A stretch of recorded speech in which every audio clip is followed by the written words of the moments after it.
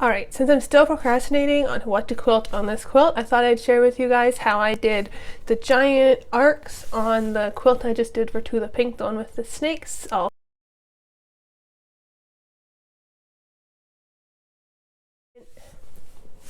quilt had a 45-inch circle in it, and so I don't have a ruler big enough to do that. So I am going to show you how I created the template to be able to quilt that large circle evenly on all four corners.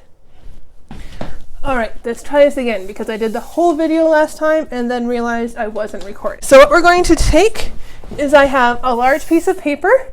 This is a flip chart that I have, a piece of fabric, something to measure, so we could use a tape measure, or in this case I'm just using my OmniGrid ruler, and a pair of scissors. So if I wanted to make a 45-inch around circle, I'm going to measure half of that, which is going to be 22.5. I'm going to take the end of my fabric, put it at the end of my ruler, measure the 22.5. I'm just going to grab that with my finger, and I'm going to cut a little hole in the fabric there, sort of just a little tiny hole like that.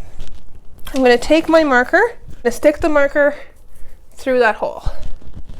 Now I'm going to hold the end of the fabric on the corner of my paper here, and I'm just going to draw a nice curve like that. It works like a compass, right?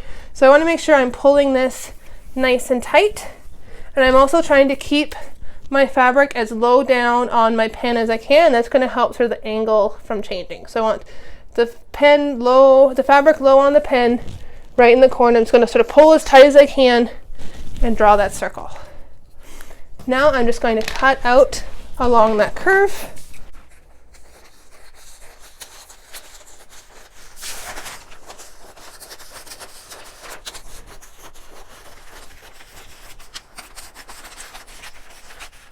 And then I'm going to fold it in half and make a crease.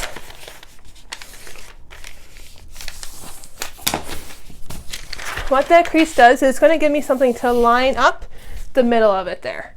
And then I can now go and put this on my quilt and mark this curve in there. Of course, if I had been smarter and planned better, I could have, rather than making this paper template, I could have done the same process but with a marking pen and just done it straight onto my quilt. But because my quilt was already loaded before I decided I wanted to do this, I made the paper template, put it on my quilt, and then marked it that way. So this is a 38 curve ruler. I used it, even though it's quite a smaller curve than the one I was using, I could still just sort of fudge it around to help myself keep a smooth curve on that marked line. And so that's how I ended up doing that. So thanks for watching the videos, and we'll see you again soon.